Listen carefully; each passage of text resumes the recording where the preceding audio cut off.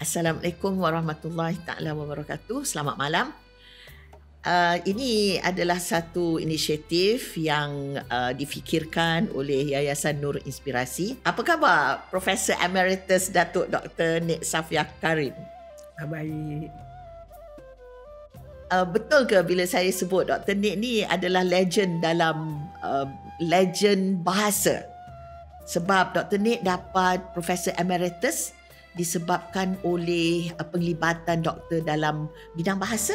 Ya, dalam ilmu bahasa atau istilah ilmiahnya ilmu linguistik.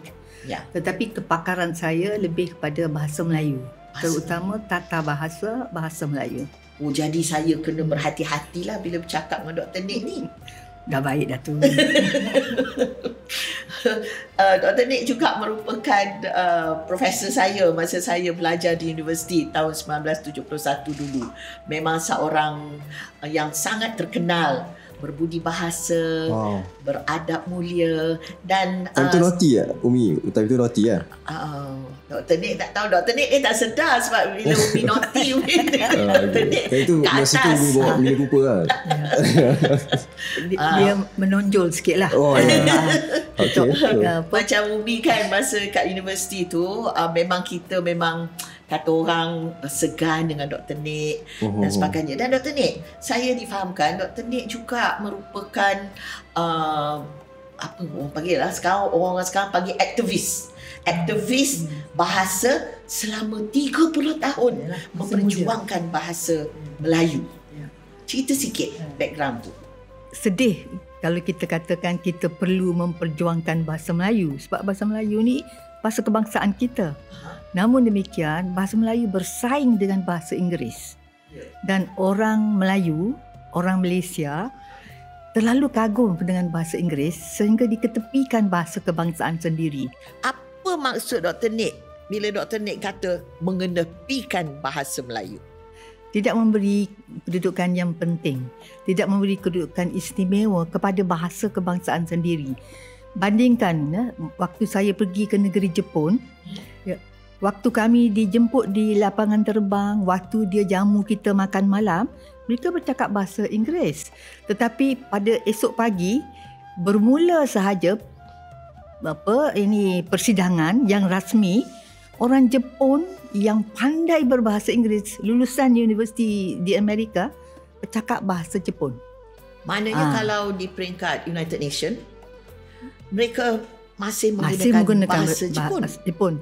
Dia bukan soal kita faham atau tidak faham bahasa Inggeris. Dia mahu menggunakan bahasa kebangsaan sendiri. Walaupun itu mengambil masa kan. Dia gunakan bahasa Jepun, terjemah dalam bahasa Inggeris. Saya jawab dalam bahasa Inggeris, terjemahkan bahasa Jepun. Masa tidak menjadi soal. Yang dipentingkan ialah kedudukan bahasa kebangsaan sendiri. Gahnya mereka terhadap bahasa sendiri. Memperkasakan bahasa dia orang. Memperkasakan bahasa. Artinya meletakkan bahasa itu kedudukan yang amat tinggi. Dan perkiraan waktu, perkiraan apa tak ada. Yang pentingnya ialah kedudukan bahasa kebangsaan mereka dalam situasi rasmi. Mereka lulusan universiti di Amerika, pandai berbahasa Inggeris. Tapi penggunaan bahasa Jepun bukan kerana tak pandai bahasa Inggeris, tetapi untuk meletakkan kedudukan bahasa kebangsaan sendiri pada tempat yang sewajarnya. Especially bila ramai orang lah dia nak mengetengahkan dia punya bahasa. Ya. Bandingkan dalam majlis perkahwinan di Kuala Lumpur, ya. Dia bercakap dalam bahasa Melayu kerana ini situasi Melayu.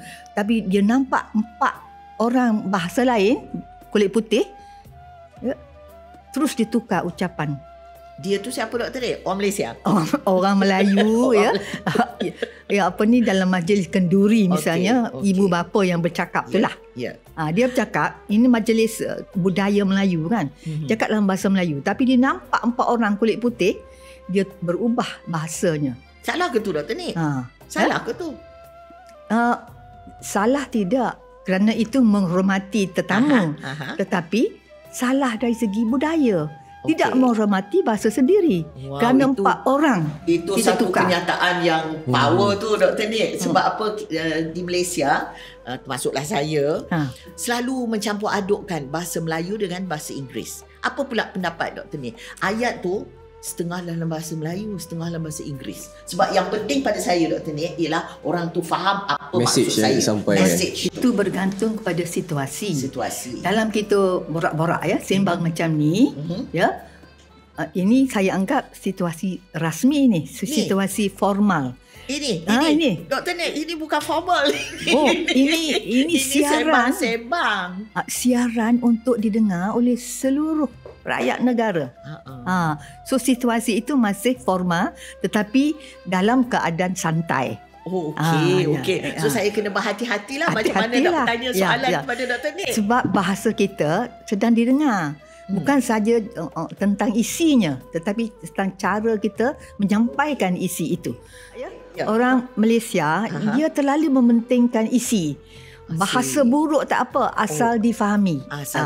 Itu pandangan yang tak betul. Okey, itu pandangan seorang pakar bahasa. Okey. Pada saya nak tanyalah. Pengalaman Dr. Nick 30 tahun sebagai Presiden Persatuan Linguistik Malaysia. 30 tahun itu adalah satu jangka masa yang lama. Sama usia dengan saya. Sama usia dengan Dini.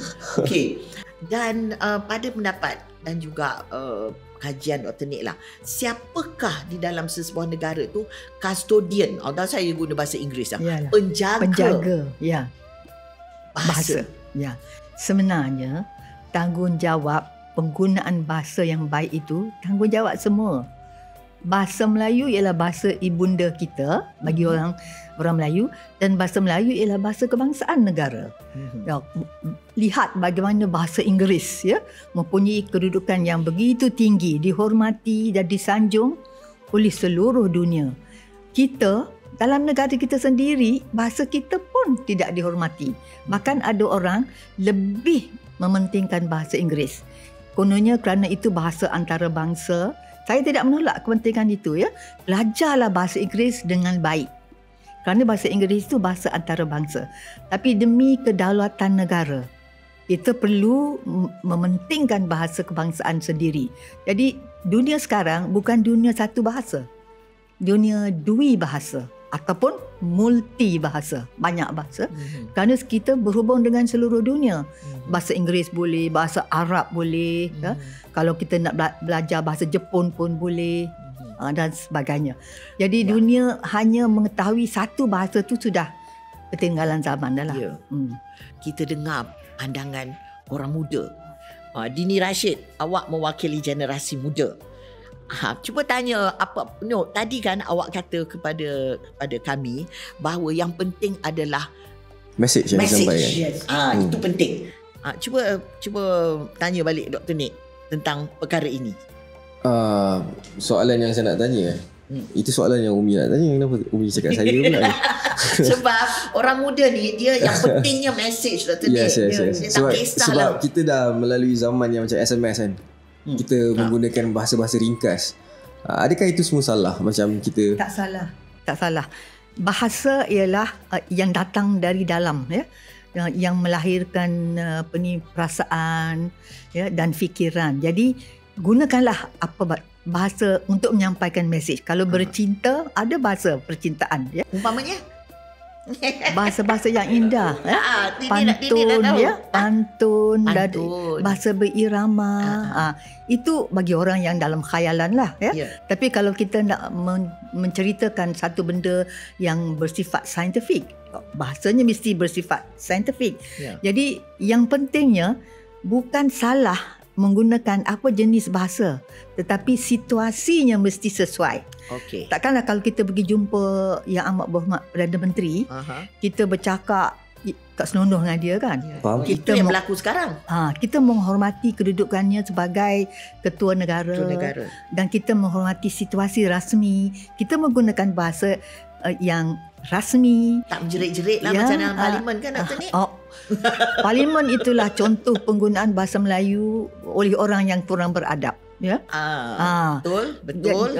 Dia seolah-olah menggunakan situasi menyuara pandangan dalam bentuk yang paling tidak baiklah. Saya rasa kadang-kadang tak perlu ditunjukkan ya, tonton melalui televisyen, kerana penggunaan bahasa dalam parlimen pada masa inilah memalukan. Takkanlah pula kita nak ada undang-undang mengawal bahasa kan, Dr. Nick? Ya, betul. Terlalu banyaklah undang-undang. Ada tak undang-undang yang mengawal bahasa, penggunaan bahasa salah? Dia gini, ada hukum bahasa. Yang patut dihormati. Tapi banyak orang melanggar kerana dia tak tahu atau memang dia tidak menghormati bahasa ataupun lah. Dia sengaja.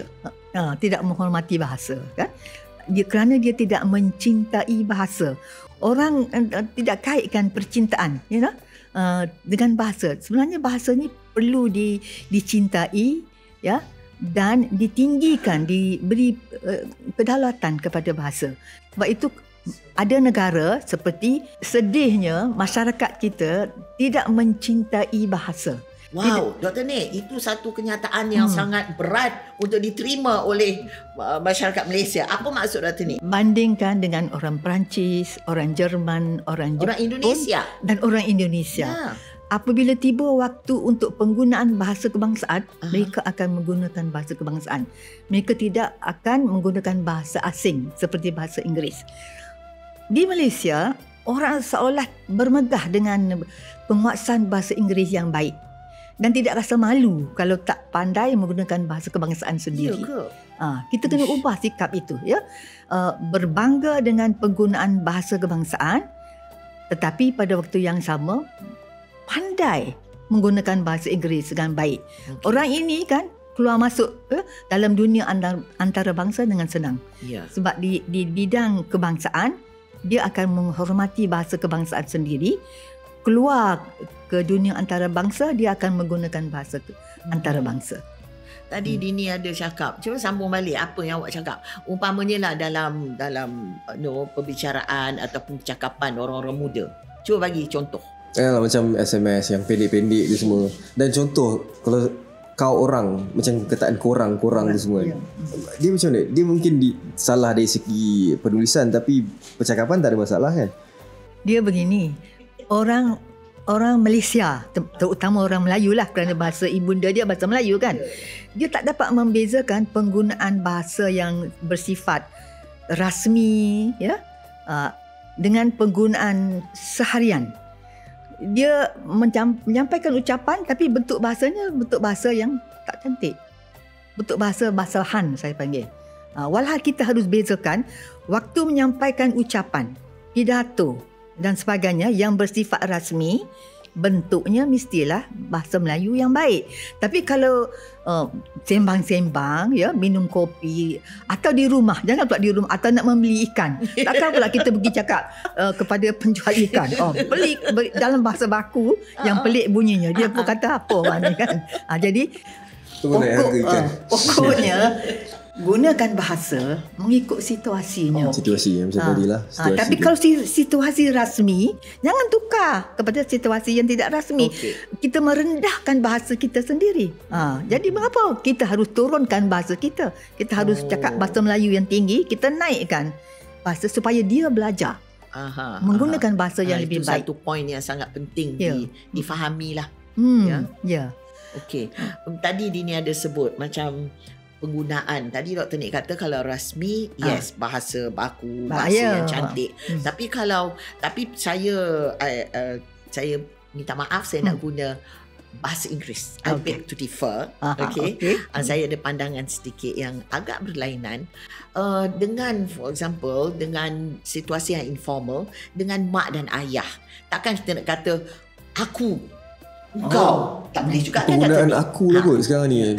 Macam orang, sebab zaman saya social media sekarang ni, dekat dalam social media ni banyak menggelarkan diri aku nak ni, aku nak tu, macam yalah, terlampau casual sangat. Adakah benda tu tak elok ke macam mana pendapat kau? Kalau kita bandingkan dalam bahasa Inggeris, you kan untuk awak kan, digunakan raja dia pun boleh, dia cakap your majesty you. Tapi kita kalau kita bercakap dengan raja, ada penggunaan kata ganti nama yang sesuai, yang patut digunakan. Kalau tak pandai, padahlah kita kan. Jadi perbezaan antara bahasa Melayu dan bahasa Inggeris ni banyak, ya. Penggunaan kata ganti nama, dan kata ganti nama ni bila kita masuk pada hubungan kekeluargaan, itu amat penting. Ada kata ganti nama untuk orang yang lebih tua pada kita, ada untuk orang yang lebih muda pada kita, ada yang sesama sendiri. Korang misalnya, pertamanya dikatakan bahasa kasar dan digunakan dalam situasi intim, maknanya dalam kenalan atau adik-beradik yang rapat. Kita nak orang dengan Perdana Menteri misalnya, biadab lah tu, ya. Atau bukan Perdana Menteri lah, bos kita pun, kita hormat bos kita kan. Tak boleh kita nak korang dengan dia atau apa. Jadi Herman cakap dengan bos dia kan, asal lambat Jadi oleh sebab itu, ini kata ganti nama dalam bahasa Melayu ni paling sukar. Kalau orang asing nak belajar bahasa Melayu, itulah di antara kesukaran bagi mereka. Dia tak tahu, apatah lagi bentuk yang digunakan dalam bahasa istana. Itulah kelebihan bahasa kita juga, kekanda dan sebagainya.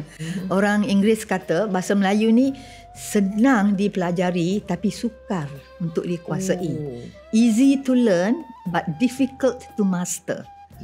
Dia boleh cakap gini-gini saja, tapi kalau nak digunakan sebagai bahasa perhubungan yang yang betul, ya, dan itu dia kalah.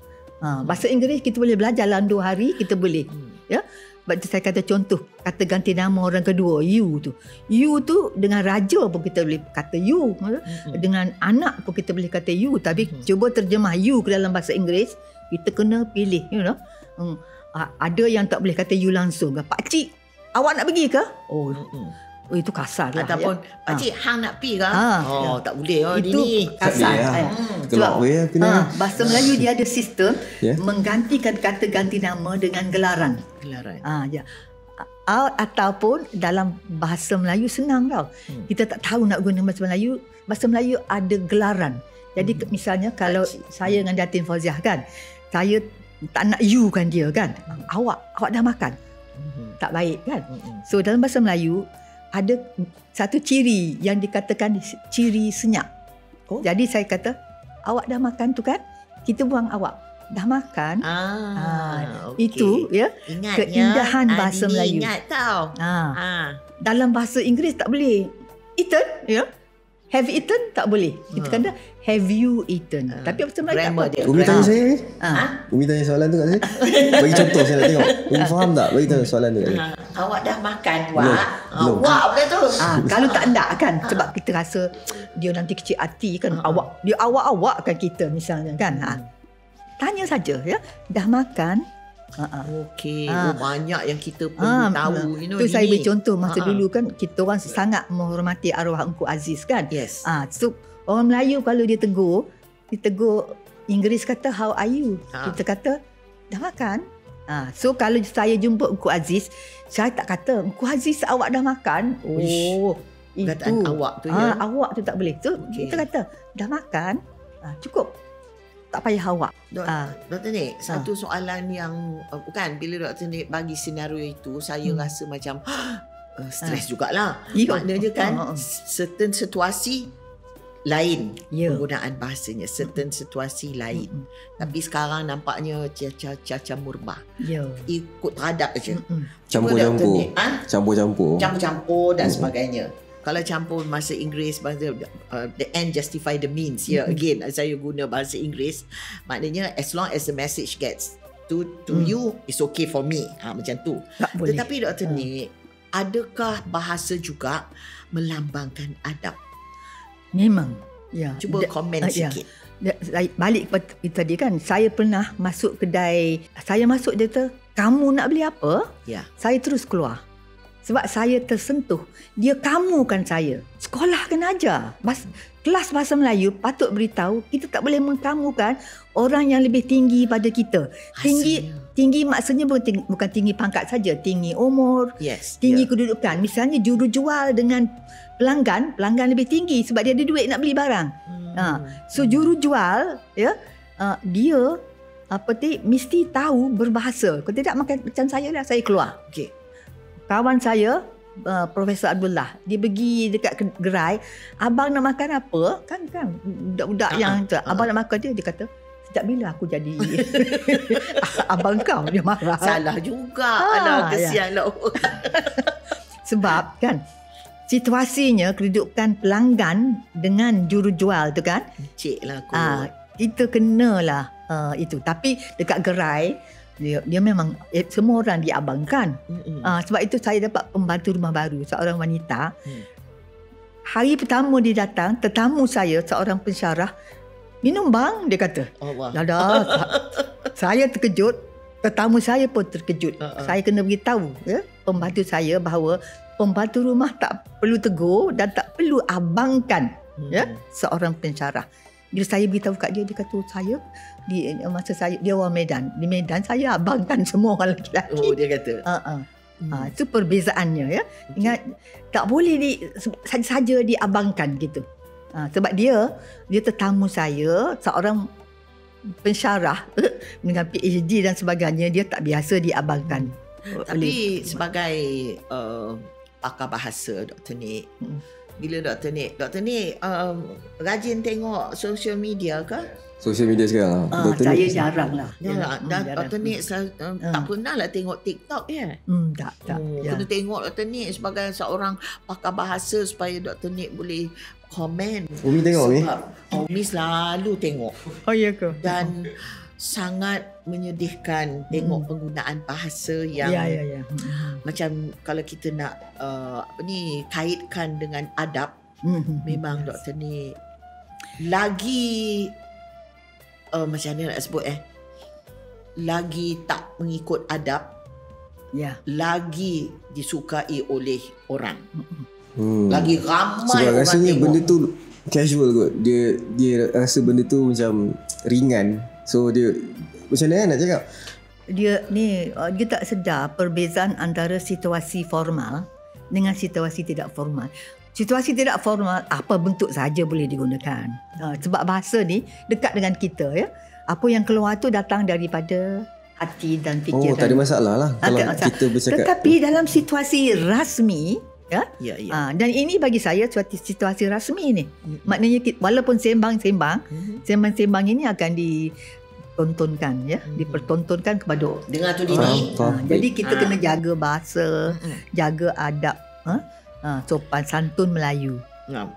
Sebab bahasa ni berkait dengan budaya. Dr. Nik, saya nak bagi sikit ceritalah kepada siapa yang sudi menonton program kita ni lah. Macam Dini dengan saya, kami dah menjelajah ke seluruh Malaysia selama 10 tahun dan telah mengadakan interaksi dengan orang-orang muda di sekolah, di college dan juga di universiti. Mungkin hampir dekat 500,000 juta kot budak-budak. Jadi bila saya berada di depan orang muda, saya tak menggunakan bahasa baku. Saya juga menggunakan sebab saya nak ambil hati audience saya. Saya nak mereka merasa saya dekat dengan mereka. So saya guna bahasa-bahasa yang korang, tapi saya tak adalah bahasakan diri saya aku. Saya tak ada pula kata makcik. Saya panggil nama saya, saya digelar Umi. Jadi bila saya menggunakan Umi, rasa macam rapat dengan anak-anak. Dan sebagai seorang Umi, saya sangat menyayangi kamu semua. Macam tu. Tapi macam Dini, macam mana dengan kawan-kawan? Sama lah, relax lah. Because yelah macam Prof cakap tadi, dalam situasi yang bila rapat dengan kawan-kawan so relax lah. Tetapi bagi saya bila saya bercakap dengan orang yang lebih tua tu, kita kena cover lah kan. Kita kena bercakap dengan bahasa yang lebih sopan lah kot. Sebab kadang-kadang kita tengok dekat social media sekarang ni, bahasa tu terlampau tak tahu lah sebab kasar, apa yang menyebabkan, bagi pendapat Prof, apa yang menyebabkan? Sebab sekarang ni macam ada tambah do lah kan, mido, ini do. Bila Prof tengok do tu kan, rupanya do tu bodoh. Kami baru tahu. Macam mana, apa yang menyebabkan? Dia begini, apabila kita berhubung, kita nak cuba dekatkan perhubungan itu. Jadi kita menggunakan bentuk-bentuk bahasa yang dirasakan akan mendekatkan Jadi bentuk-bentuk seperti itulah korang, ya. Kan kita nak kata anda, kan? Anda tu yang paling formal, ya. Jadi sedikit kelonggaran diberikan dalam situasi demikian sebab bahasa itu untuk berhubung. Kalau tak dapat disampaikan mesej dalam keadaan yang diperlukan, maka tak berjayalah perhubungan itu. Jadi kita beri kelonggaran. Hanya dalam situasi rasmi kita kena jaga juga, ya. Sopan santun, adat resam orang Melayu yang amat bersopan santun lah. Jadi bahasa tu dikaitkan dengan budaya orang itu. Kita kena jaga, ya. Jadi oleh sebab itu kalau kita kena imbangkan antara keinginan untuk mendekatkan hubungan dengan orang yang kita lawan bercakap dan nak maintain penggunaan bahasa yang baik tetapi yang agak dekat, intim lah saya kata. Intimate tu intim tu bahasa Inggeris intimate, mesra. Sebab perhubungan itu mesti untuk tujuan tidak berkelahi, ya, tapi untuk menyampaikan fikiran dan perasaan yang halus, yang indah.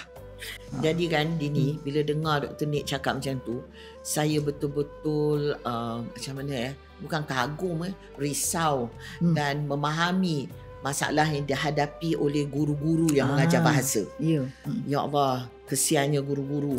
Sekarang dikatakan budak-budak sampai nak mengeja pun dah tak reti. Sebab dia kata macam tak nak. Dia tulis, dia tak tu dia cross. Dia pakai X. Jadi dia dah tak reti. Dan saya dapat tahu baru-baru ni ada budak-budak sekarang langsung tak reti mengeja, Dr. Nik.